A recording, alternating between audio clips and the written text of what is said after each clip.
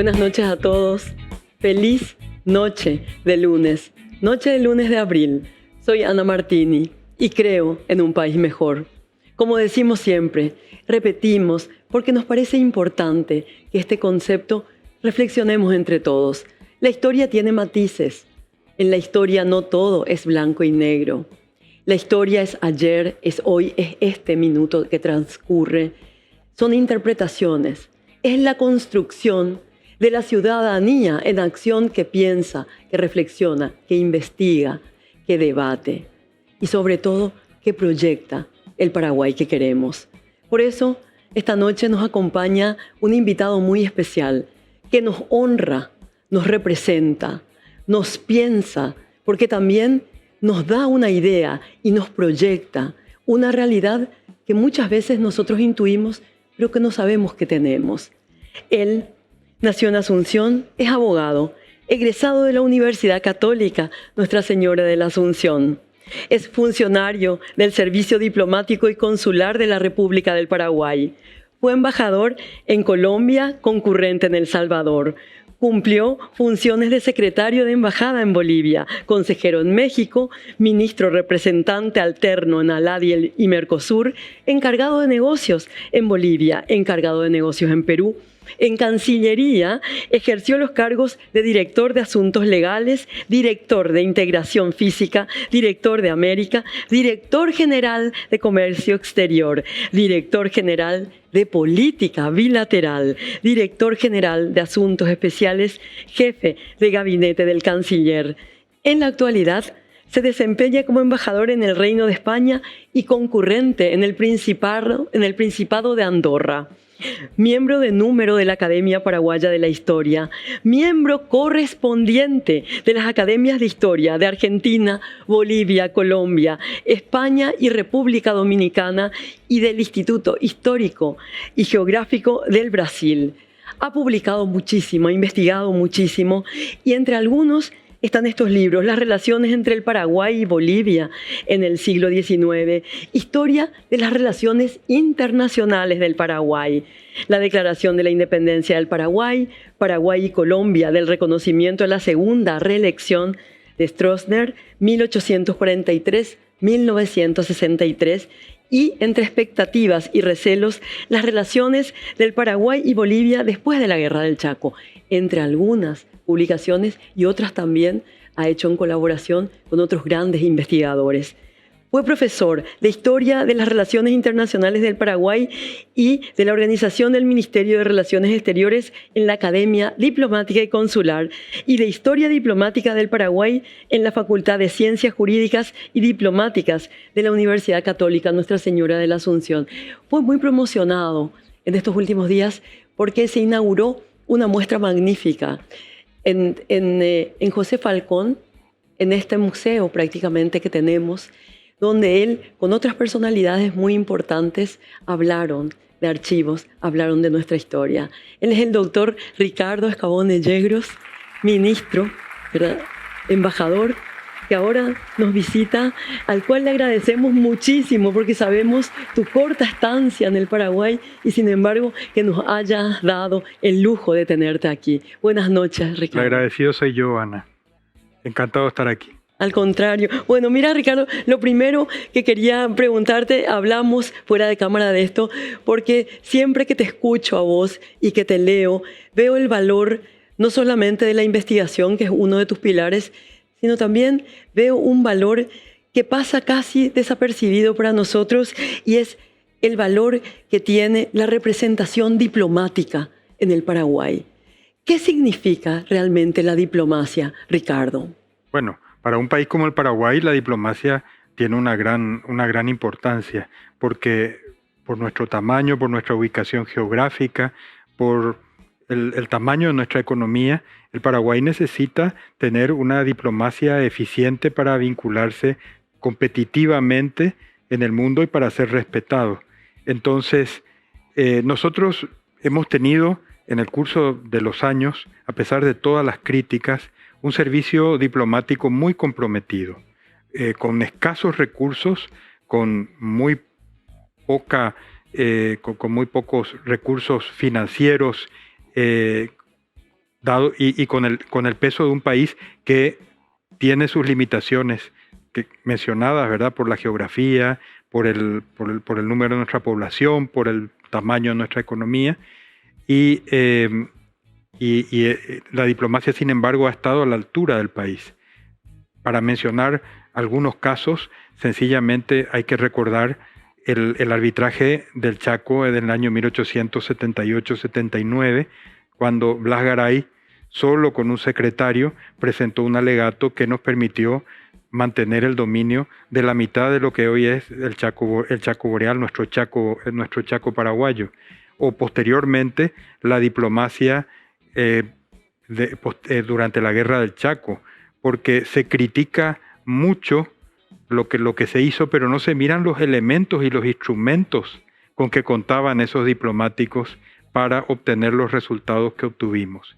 Y a veces se mira solo el mapa de nuestras aspiraciones antes de la Guerra del Chaco y no se compara con el mapa de las aspiraciones de nuestro contendor, con el mapa de las aspiraciones bolivianas, que llegaban hasta la confluencia del río Pilcomayo en el río Paraguay. Es decir, todo el territorio, Bolivia aspiraba, igual que nosotros aspirábamos a todo el territorio del Chaco, Bolivia aspiraba a todo el territorio del Chaco.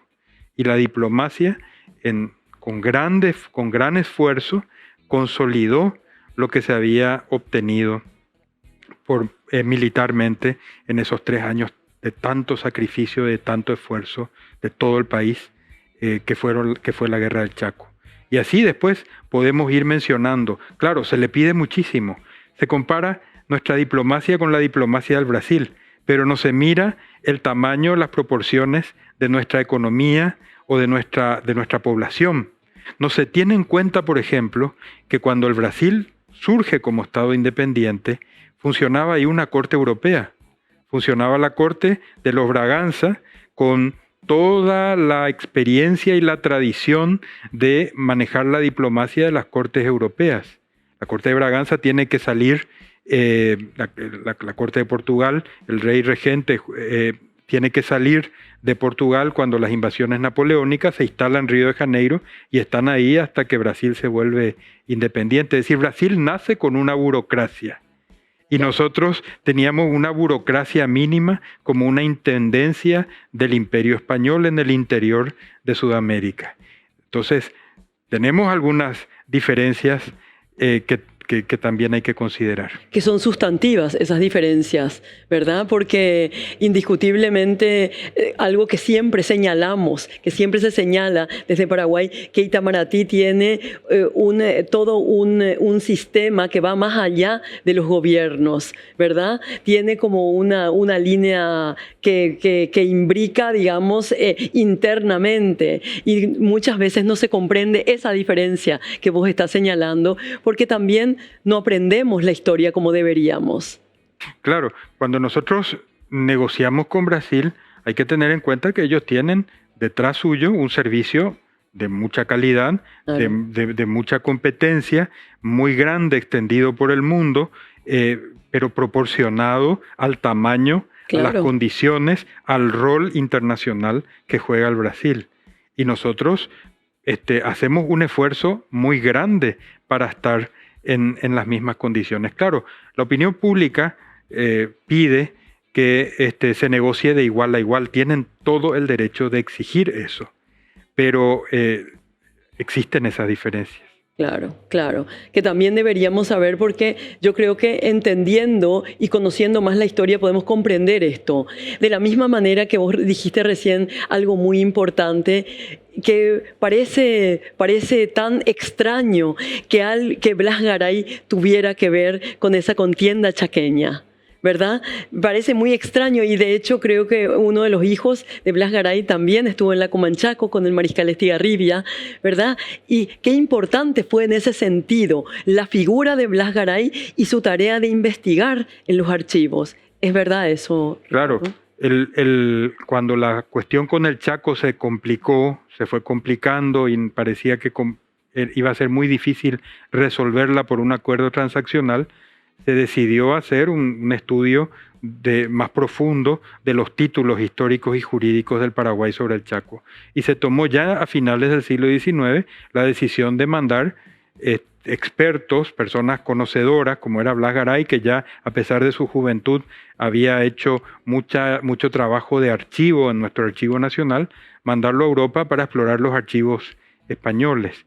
Paraguay había 30 años antes de eso apenas pasado por una guerra terrible que arrasó nuestro país y gran parte incluso de nuestros archivos fueron al Brasil y estuvieron en el Brasil hasta la década de 1980. Entonces, había que buscar en España, de donde venían los títulos históricos, porque regía, para resolver los problemas de límites entre los países hispanoamericanos, regía un principio que se llama el del uti possidetis iuris, es decir, se tenía que tomar como base la división administrativa que existía en el Imperio Español en 1810.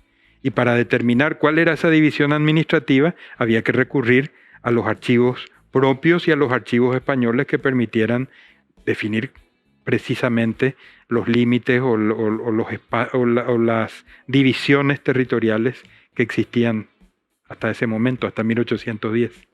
Qué bárbaro, ¿eh? Qué gran valor tienen los archivos, ¿verdad, Ricardo? Los archivos son fundamentales.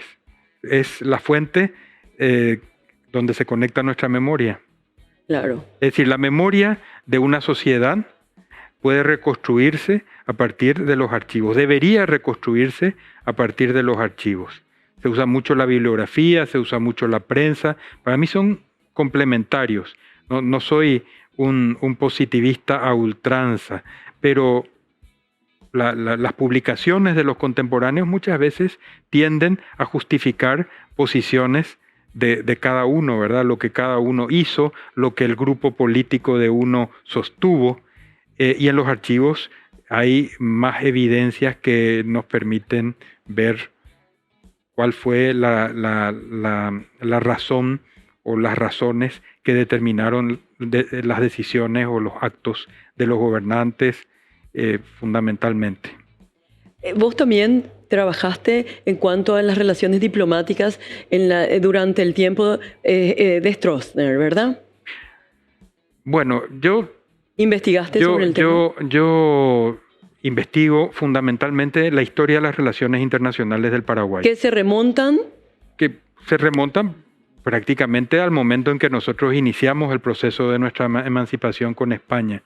He tratado de estudiar con los aportes bibliográficos los 200 años o más de relaciones, pero he investigado particularmente algunos periodos. He investigado particularmente el periodo de 1840 a 1844, el periodo en que rompemos el aislamiento, nos reinsertamos a las relaciones internacionales. Perdón, antes nosotros cortamos las relaciones durante la El Paraguay se independiza muy pronto. Se independiza en 1811. No habla todavía de independencia. Se habla de una junta que preserva la provincia para el rey Fernando VII. Se sigue jurando fidelidad a Fernando VII pro forma. Pero ya hay un gobierno constituido por paraguayos que gobierna en este territorio, que no admite una soberanía diferente a la suya. Y desde 1813 usamos la denominación de república. Y esa independencia, esa soberanía es no solamente ya de hecho, sino de pleno derecho. El doctor Francia, después de ser primero cónsul en 1813, luego dictador hasta su muerte, él considera que todavía la situación internacional, la situación en que van a quedar estas regiones no está consolidada, y toma la decisión de establecer un aislamiento que no es absoluto, pero en una situación que el aislamiento es como la regla y la apertura para operaciones comerciales o para recibir o dejar salir a gente es una excepción. Eso va a ser sobre todo desde 1818-19 hasta 1840 muy fuerte, ¿verdad? Un aislamiento bastante marcado. El doctor Francia sintetizó en sus comunicaciones, sobre todo hay una muy clara con uno de los delegados de la frontera, en donde dice: el Paraguay no quiere paz ni guerra con ningún Estado. Es decir, el aislamiento, porque entre los Estados las relaciones Claro. de paz o de guerra, claro. y él decía ni paz ni guerra, una situación de aislamiento. Y el otro principio fundamental es el de la neutralidad. No somos Quijotes, dice también en otra comunicación, para meternos en querellas ajenas. Porque éramos llamados por los distintos bandos que combatían en nuestras proximidades, en nuestra vecindad, y el doctor Francia mantuvo una neutralidad que permitió que el Paraguay no solamente viviera en una tranquilidad enorme, a pesar de todas las turbulencias de las regiones fronterizas, sino también que se consolidara un sentimiento, una seguridad, una convicción de que el Paraguay era algo diferente ya, una unidad política diferente, que se gobernaba desde Asunción, que tenía fronteras y que lo que había afuera era lo extraño, lo exterior, lo extranjero. Y luego, de 1840 al 44. En el 40 muere Francia, Sí. viene el problema de cómo establecer la sucesión, y después de alguna inestabilidad en los gobiernos, se convoca un congreso de diputados de toda la República, y ahí se toma la decisión de constituir un consulado. Carlos Antonio López y Mariano Roque Alonso, y ese mismo congreso adopta la decisión de permitir el comercio por la Villa del Pilar, que había sido en tiempos de la dictadura del doctor Francia esporádico, solamente en determinadas situaciones, en forma excepcional, y además mantener el comercio que se hacía por el pueblo de Itapúa, la futura Villa de la Encarnación. Y además la de establecer relaciones de amistad y comercio con otros países. Esa decisión se adopta en 1841. Y el Paraguay comienza muy tímidamente primero a abrir sus fronteras y a admitir aproximaciones de los gobiernos, pero todavía la situación es muy compleja. La provincia de Corrientes, la Argentina no estaba constituida como un estado aún. Era un conjunto de provincias que delegaba, se llamaba la Confederación Argentina, era un conjunto de provincias que delegaba el ejercicio de las relaciones exteriores al gobernador de Buenos Aires. Y el gobernador de Buenos Aires estaba, generalmente tenía dificultades o levantamientos con el interior, particularmente en el caso que más nos interesaba a nosotros, con la provincia de Corrientes.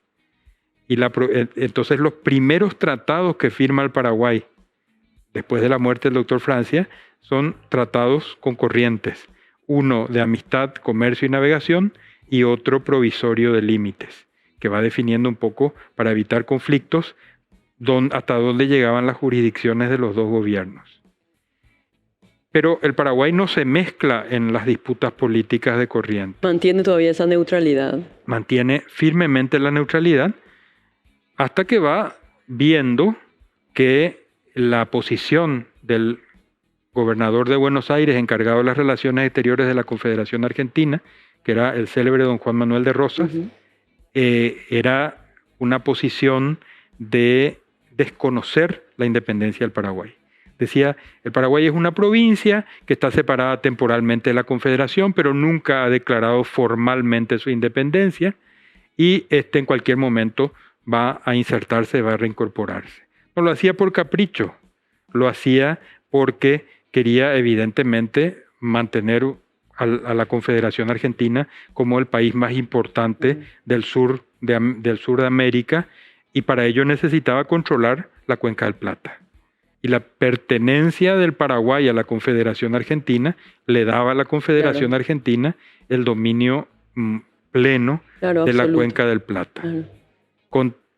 Esto obliga a que el Paraguay en 1842, por otro congreso, declare formalmente su independencia. Si uno analiza solamente la historia como cronología, dice, pero si el Paraguay era independiente desde 1811 y era república desde 1813, ¿qué sentido tiene declarar la independencia en 1842? Bueno, tenía un sentido que daban las relaciones internacionales. Era declarar la independencia para gestionar el reconocimiento internacional de esa independencia. Y se busca en primer lugar el reconocimiento de la Confederación Argentina, que Rosas dice, no es el momento, vamos a verlo después. Trata de manejar con paños tibios esa situación.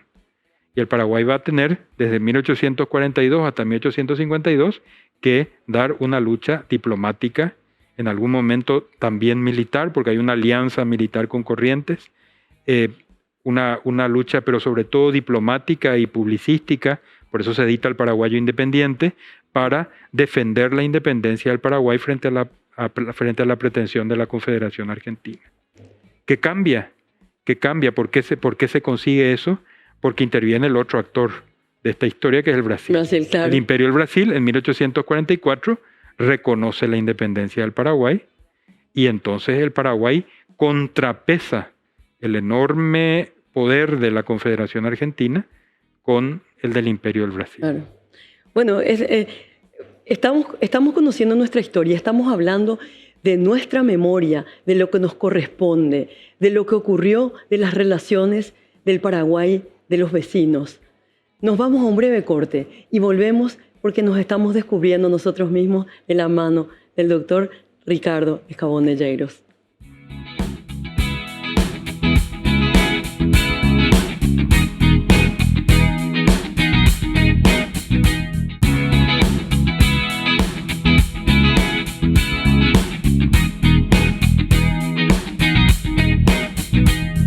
Volvemos a esta fascinante historia que es nuestra historia, de la mano del doctor, el embajador Ricardo Escabón Nelleiros, que en este momento nos quedamos aproximadamente en 1844. Ya hablamos por qué el paraguayo independiente, cosa que no sabíamos, por qué se publica. Y entendemos algo fundamental que él nos está señalando con esta prístina claridad que le caracteriza. Nuestra situación, nuestro país, está realmente determinado también por esas relaciones internacionales, porque como somos seres en el mundo, somos un país en el mundo. Entonces, Ricardo, continuando la historia, ¿qué pasa luego cuando ya entra ese tercer actor, Brasil? Brasil es fundamental para que la independencia del Paraguay tenga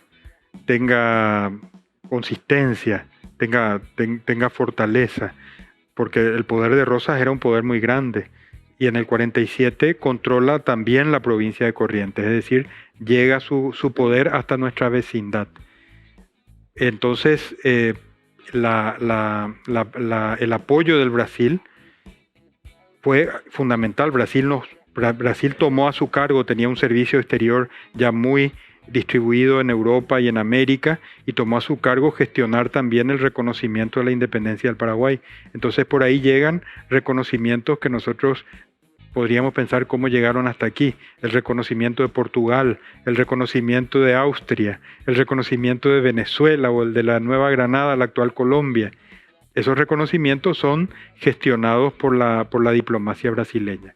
Pero Brasil tampoco hace eso por cariño o por amor al derecho.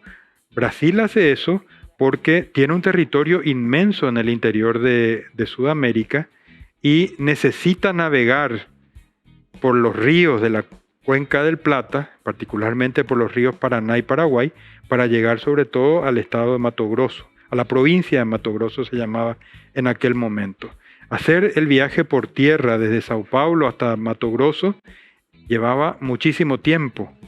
Era muy difícil trasladar elementos de cualquier índole para dar viabilidad, y el Brasil necesitaba, para consolidar el dominio sobre su vasto territorio, tener un acceso fácil como el que daba la navegación, sobre todo la navegación a vapor, y para eso necesitaba la internacionalización de los ríos de la Cuenca del Plata. Fueron los dos intereses grandes que eran como el telón de fondo a la decisión de la República del Paraguay de ser independiente. El interés de la Confederación Argentina de controlar completamente la Cuenca del Plata, que los ríos de la Cuenca del Plata no sean ríos internacionales, y el interés del Imperio del Brasil que esta cuenca tenga ríos que tengan un régimen internacional, que permitan el acceso de otros países. Y tenía que ver también con qué podía pasar en el futuro. Brasil mismo hasta 1845 tuvo la amenaza de la secesión de lo que hoy es Río Grande del Sur. y no ejercía un control tan fuerte ni tenía la seguridad de poder controlar algún levantamiento, rebelión, ocupación militar en el Mato Grosso, como se vio en la Guerra de la Triple Alianza, Claro, cuando claro. Paraguay ocupó una parte, la parte sur del Mato Grosso. Y cuando llegamos a la guerra de la Triple Alianza, ¿cómo llega a Paraguay?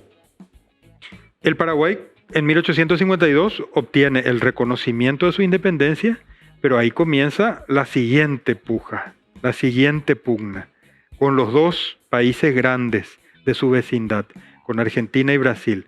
¿Cómo definir los límites? Y al Paraguay le interesaba fundamentalmente mantener el dominio del río Paraguay.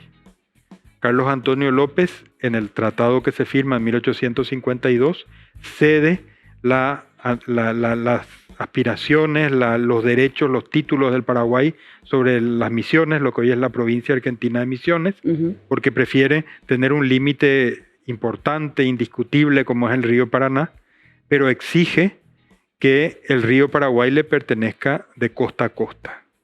Lamentablemente ese tratado de 1852 con Argentina no fue ratificado porque surgen también intereses en las distintas provincias que forman la Confederación Argentina ya organizada, ya constituida, con una constitución desde 1853, surge el interés de esos países por el territorio del Chaco.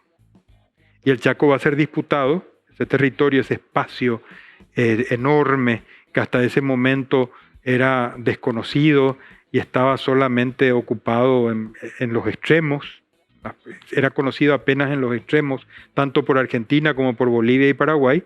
El interior estaba ocupado por poblaciones indígenas, múltiples poblaciones indígenas, no se sabía el número, no se sabía su ubicación, y que no reconocían ningún tipo de autoridad estatal, ¿verdad? Ellos vivían su vida sin formar parte de ninguna, de ninguna organización administrativa de los estados que se iban constituyendo en el entorno del Chaco. Y con el Brasil había toda una disputa por el territorio entre el río Apa y el río Corrientes, más al norte, que para el presidente Carlos Antonio López era fundamental, porque él consideraba que el Paraguay podía asegurar su independencia, pero también su forma de vida, su orden, su marcha progresiva hacia el establecimiento de instituciones más avanzadas. Él pensaba que tenía que ser eso progresivo, no era partidario de incorporar el constitucionalismo de una vez. Sí evitaba que haya contactos entre las poblaciones. Entonces él quería que el río Paraguay perteneciera de costa a costa al Paraguay. El río Corrientes desemboca muy próximo a Fuerte Olimpo, y el Fuerte Olimpo era como el baluarte nuestro en el norte del país. Y entonces durante toda la década de 1850 hay una muy fuerte puja con Argentina y con Brasil por la definición de los límites. Y esa indefinición de los límites es también un elemento que contribuye a la forma en que se va a dar la guerra de la Triple Alianza o contra la Triple Alianza. Durante la guerra, hay digamos, relaciones internacionales, hay tratativas de diplomáticos. Sí.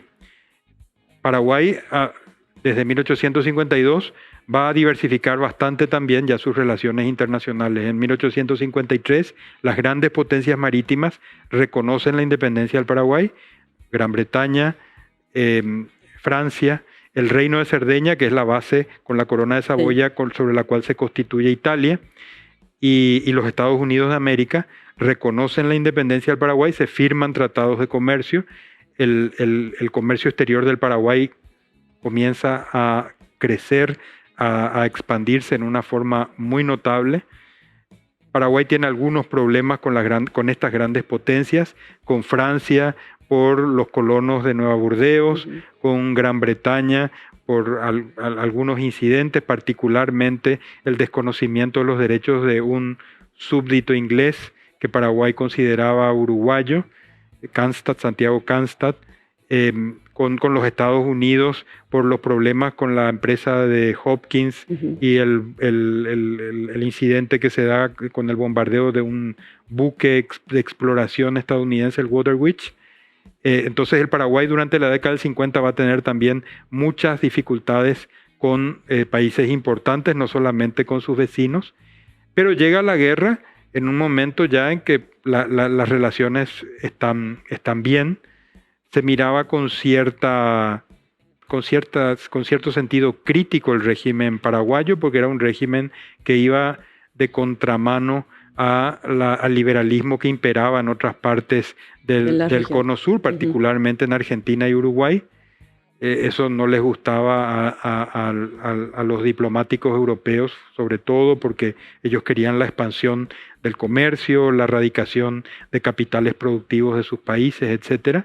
Pero bueno, el Paraguay mantenía relaciones normales con varios países, había representantes diplomáticos y consulares de esos países acá, y se da en el curso de la Guerra de la Triple Alianza una serie de intentos de mediación para poner término a la guerra, porque la guerra es en cierta medida justificada o tolerada hasta la expulsión de las fuerzas paraguayas de los territorios que habían ocupado. Pero cuando se publica el Tratado de la Triple Alianza y cuando se ve que la guerra, un tratado que va en contra de los principios elementales del derecho internacional americano, porque el derecho internacional americano, que buscaba ser diferente del derecho internacional que observaban las potencias europeas, sostenía que ningún país tenía por qué cambiar la forma o el régimen de gobierno de otro país, claro. que los límites eran intangibles, que no tenían por qué ser modificados por la fuerza o violentamente. En fin, el Tratado de la Triple Alianza iba en contra de principios elementales del derecho internacional americano. Entonces, pero además se ve que es una guerra que busca destruir un país. No, una guerra que no solamente persigue intereses militares propiamente.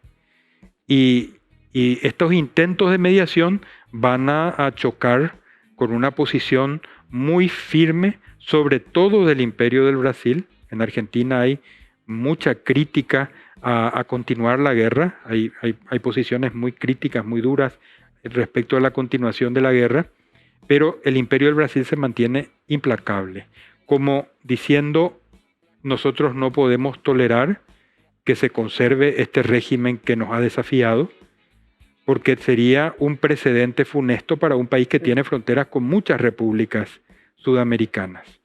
El Brasil era un imperio en medio de repúblicas, era una monarquía en medio de repúblicas. No significa que las repúblicas eran más democráticas, claro, y el imperio era absolutista. No, claro.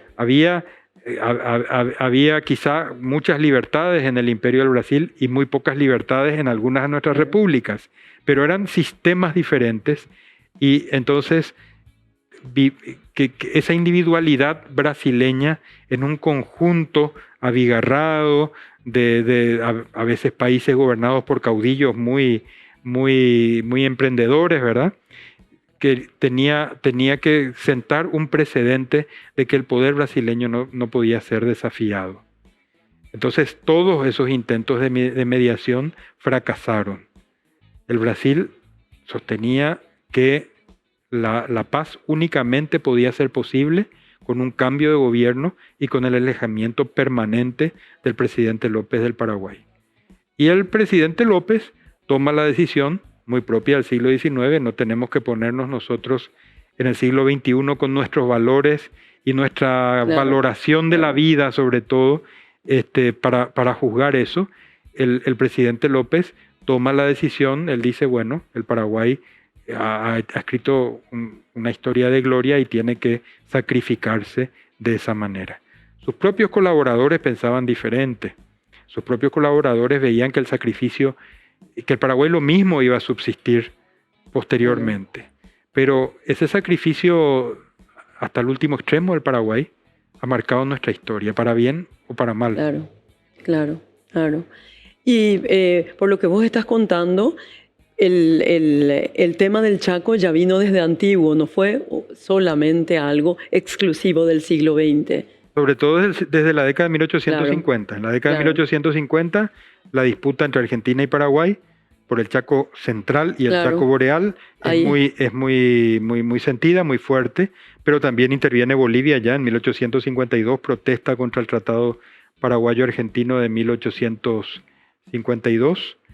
Y el Chaco es un elemento que está permanentemente también generando Claro. controversias desde 1850 en adelante. Y vos en el siglo XX, ¿cuáles marcarías como hitos de las relaciones internacionales de la diplomacia en el Paraguay?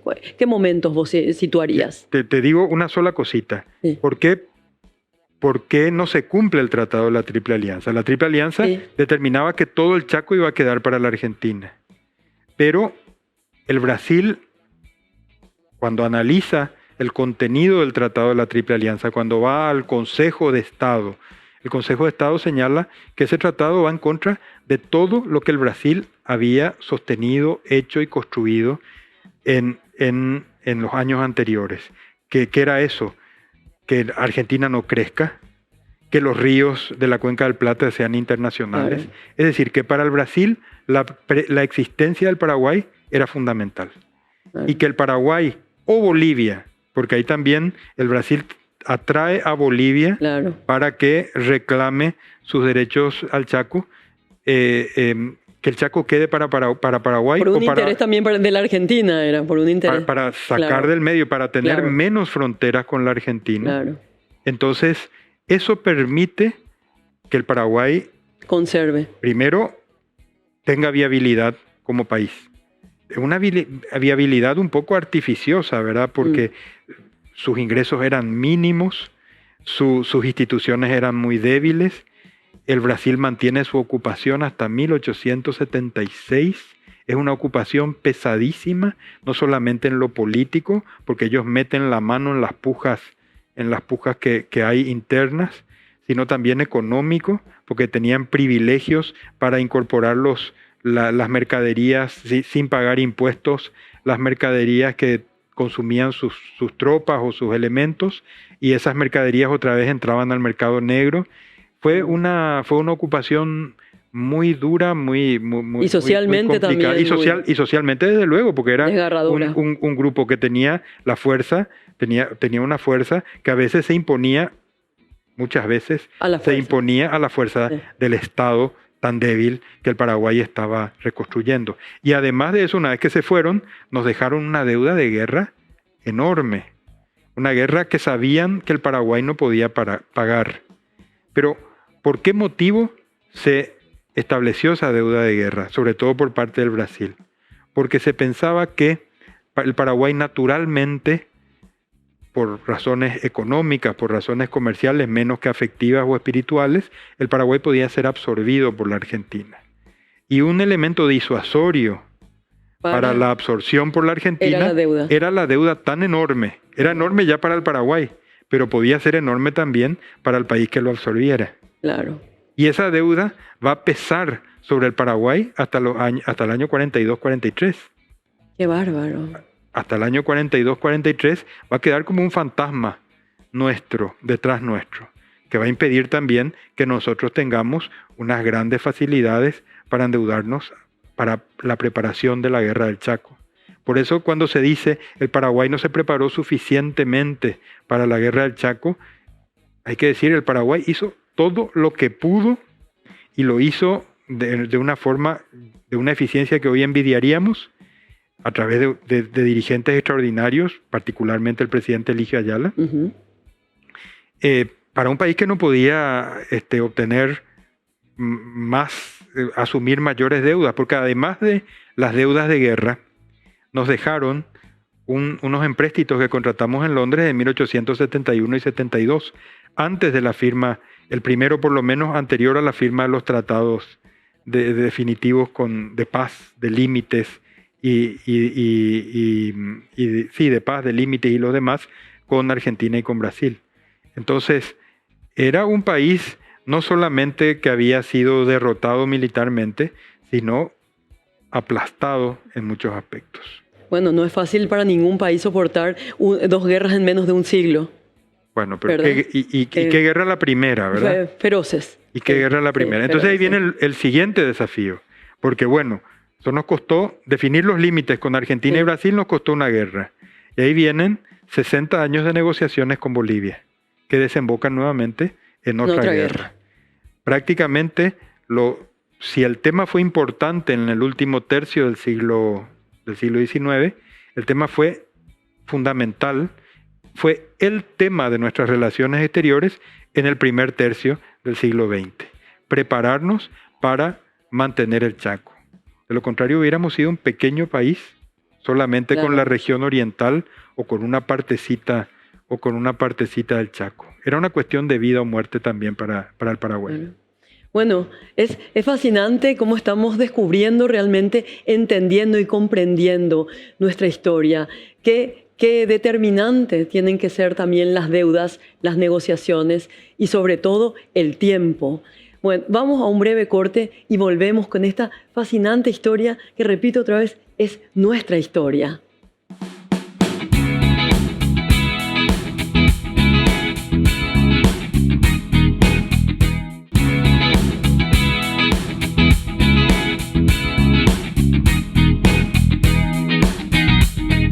Volvemos a nuestra historia.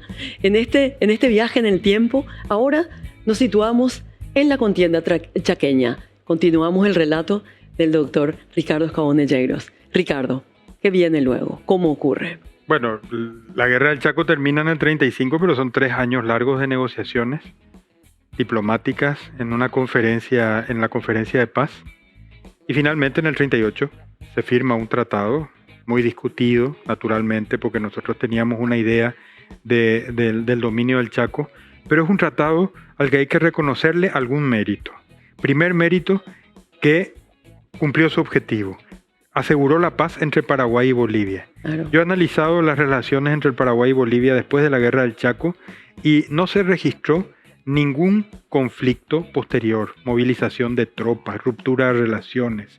Tuvimos quizá algún momento tenso o algún momento sobre todo de desconfianza, pero ya la paz se mantuvo y quedó consolidada.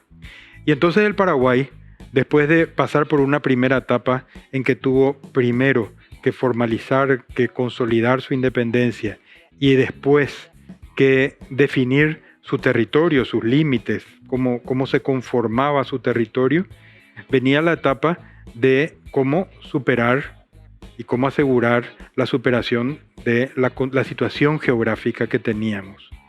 Hoy quizá se ve eso con menos dramatismo, porque ha avanzado mucho la integración en el interior de Sudamérica.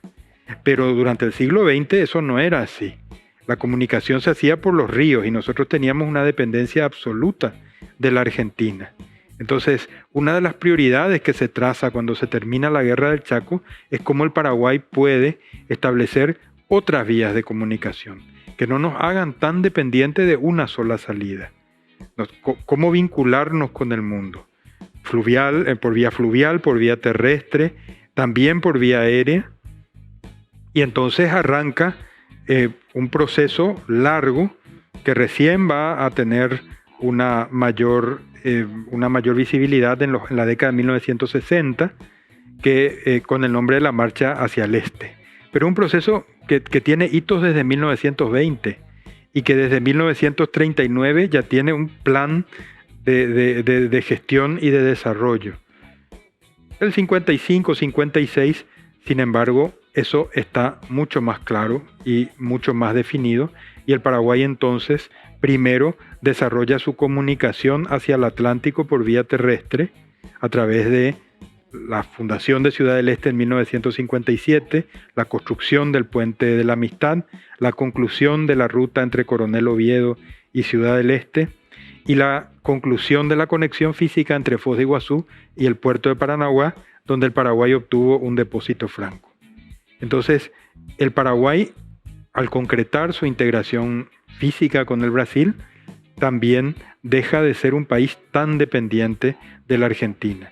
Y en ese proceso, como hay un esfuerzo de una puja hegemónica entre Argentina y Brasil, también el Paraguay va consiguiendo avances con Argentina. Por ejemplo, el Tratado de Libre Navegación de 1967, que es el que permite que hoy tengamos la mayor flota fluvial del cono sur sudamericano, y dicen que la tercera del mundo, ¿verdad? La flota fluvial que tiene bandera paraguaya y opera en la hidrovía. Entonces, ese periodo, quizás hasta 1989, hasta 1991, es un periodo en que el Paraguay busca cómo. Es también el periodo en que se negocia la Convención sobre Derecho del Mar, donde también el Paraguay con otros países consiguen que haya un capítulo para los países sin litoral marítimo, los derechos de los países sin litoral marítimo también de acceder al mar. Entonces es un periodo muy significativo de nuestra etapa que tiene distintos colores. No es solamente el gobierno o la dictadura de Stroessner, que duró un tercio del siglo XX, y por eso pudo dar continuidad a muchos de los proyectos, sino que tiene distintos momentos y distintos aspectos. Y desde 1989 en adelante, el Paraguay inicia una etapa de mayor inserción internacional. Resuelta la independencia, resueltos los límites, mejorando su conexión o su derecho de acceder al mar, el Paraguay puede integrarse mejor al mundo en distintos temas. Primero, la firma del Tratado de Asunción constitutivo del Mercosur. Somos muy críticos del Mercosur, pero hay que mirar todo lo que ha cambiado y cómo nos hemos integrado en tantas cosas, no solo en lo comercial y económico, sino que el Mercosur ha facilitado la integración o una mejor relación en distintos temas. Sí es difícil, sí hay muchas cosas que hacer, pero es un principio. Nos relacionamos de manera diferente con los países vecinos, en otro esquema, en un esquema también con mayor facilidad para la negociación y para la discusión. Paraguay participa también desde el inicio de ese periodo de transición democrática más activamente en el esquema hemisférico.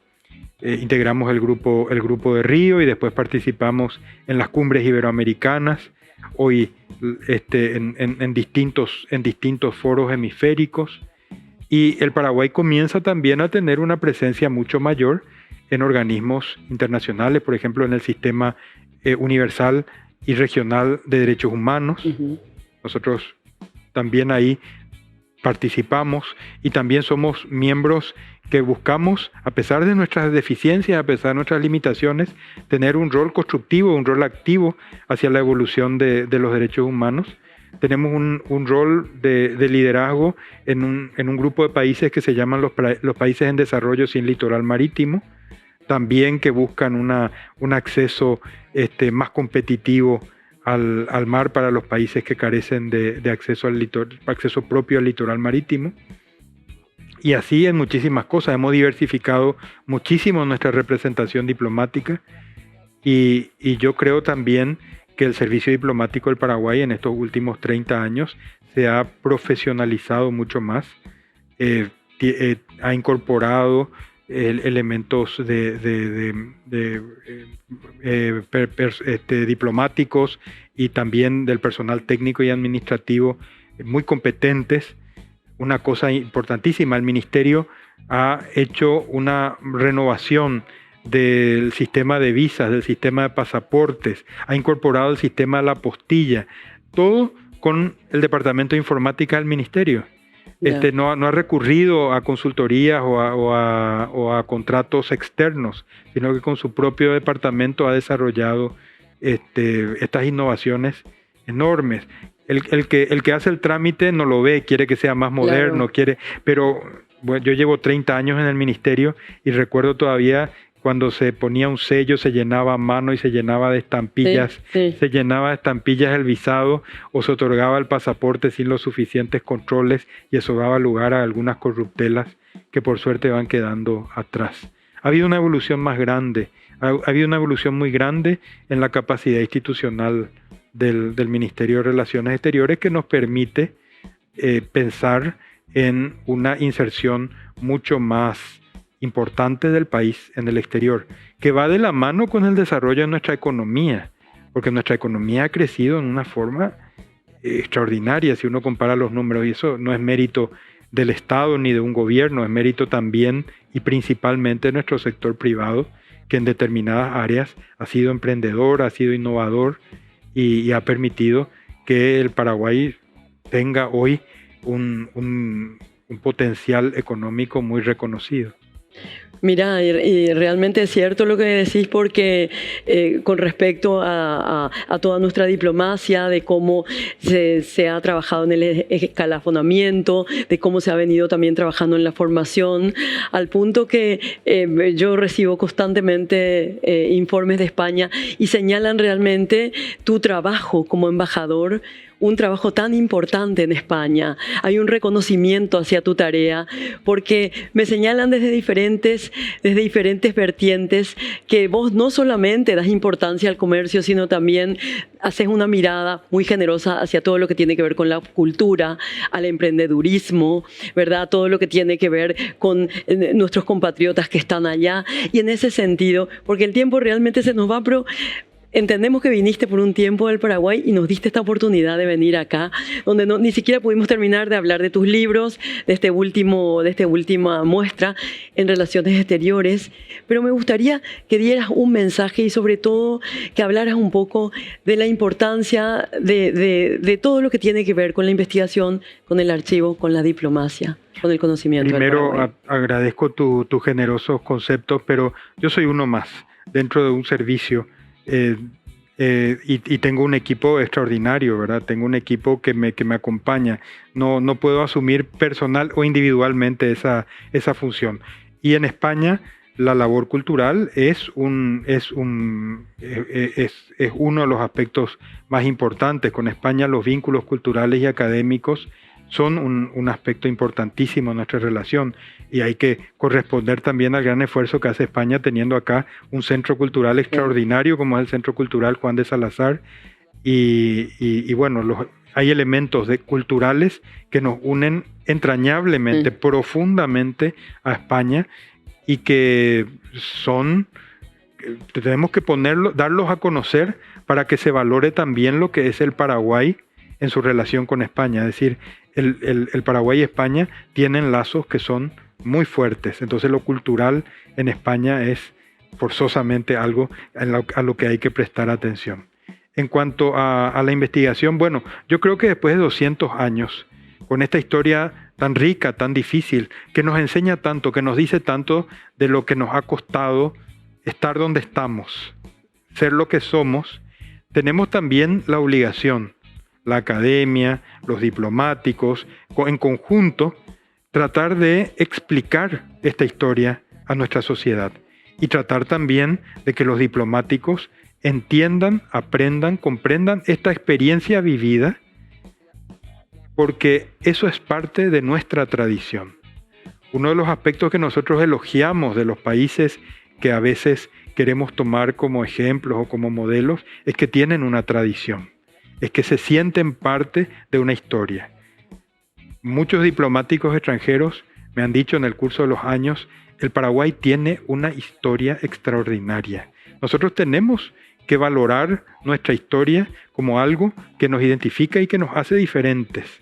Ni buenos, ni malos, ni mejores, ni peores, diferentes. Es una historia que nace de nuestra situación geográfica, de nuestra vecindad, de los países que son nuestros vecinos, y conocerla mejor nos va a permitir insertarnos mejor en el mundo, relacionarnos mejor con nuestros vecinos.